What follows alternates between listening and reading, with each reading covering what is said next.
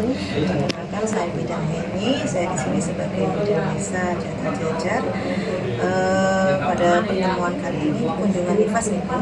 Jadi nanti saya akan memberikan pendidikan kesehatan tentang bahaya pada masa nifas. Sebelum saya lanjutkan, untuk tanda bahaya nifas yang panjenengan tahu apa saja Mbak? Salah satunya kalau keluar darahnya banyak, demam tinggi. Oh iya, ada lagi? Itu aja. Oke, jadi tanda-tanda bahaya selama masa nifas itu tadi seperti yang panjenengan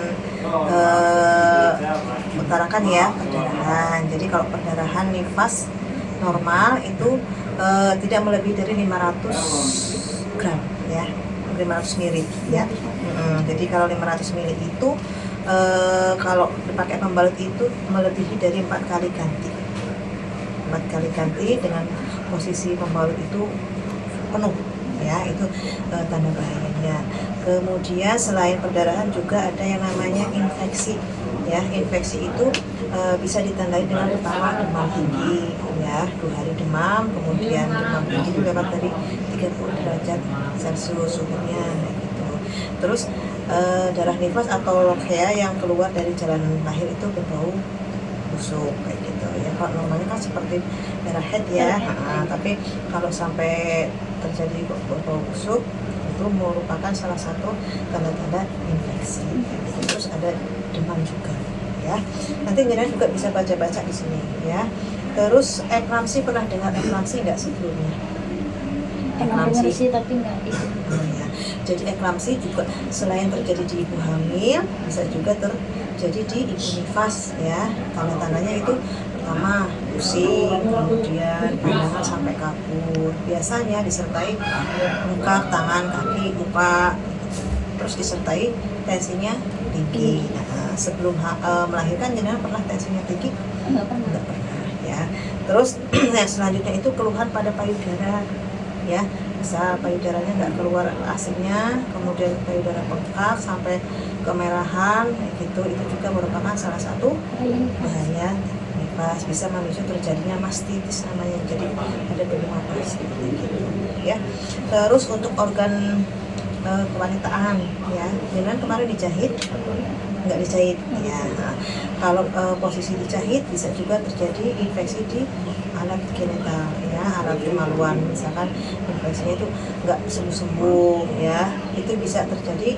Kalau nyala juga adem ya, diusahakan dengan konsumsinya itu tinggi protein biar kelupanya cepat sembuh. Walaupun dengan kemarin nggak dijahit pas persalinan, tapi kan otomatis di dalam rahimnya itu ada luka ya, luka bekas menempelnya plasenta gitu. Jadi memang ibu nifas itu nggak boleh adem, harus banyak makan makanan yang tinggi protein, banyak seratnya juga ya. Kemudian selanjutnya bisa juga karena adanya hilangnya nafsu makan ya. Mungkin karena ibu capek, kelelahan setelah bersalin, kemudian sampai rumah capek juga ya, sering bangun di malam hari, dedeknya itu memicu terjadinya kelelahan. Jadi hal itu juga bisa memicu jenengan kurang nafsu makan, ya. Kemudian bisa juga terjadi gangguan psikologis. Pernah dengar postpartum blues, baby blues pernah? Nah itu juga merupakan salah satu ini Mbak, tanda bahaya ibu nifas. Jadi ibu itu merasa sedih, kemudian merasa ketakutan, nggak bisa ngomong bayi, nggak bisa merawat bayinya, itu juga bisa jadi pemicu. Nah, untuk menghindarinya, jenengan juga bisa nanti misalkan punya masalah apa itu ngomong sama keluarga, ya, biar nanti ada dukungan juga dari keluarga. Ya, mungkin itu untuk tanda bahaya ibu nifas. Ada yang ditanyakan apa? Nah, ya, nanti juga jenengan bisa buka-buka di sini ya. Di sini ada perawatan ibu nifas, kemudian hal-hal yang harus dihindari oleh ibu nifas ada di sini semua. Nanti jenengan bisa membacanya nih Mbak. Oke, tadi saya sudah menjelaskan tentang tanda bahaya ibu nifas. Kalau sudah jelas, minta tolong tadi disebutin apa aja yang tanda bahaya ibu nifas yang sudah saya jelaskan, Mbak. pendarahan, Nah, terus demam tinggi, terus yang tensinya tinggi tadi reklamasi. preeklamsi. Terus yang tadi baby Baby blues blues. ya.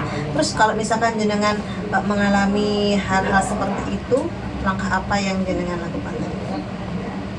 Harus komunikasikan dengan keluarga. Kalau misalkan sampai mengganggu aktivitas sehari-hari, bisa dikonsulkan ke tenaga kesehatan ya. Terima kasih ya.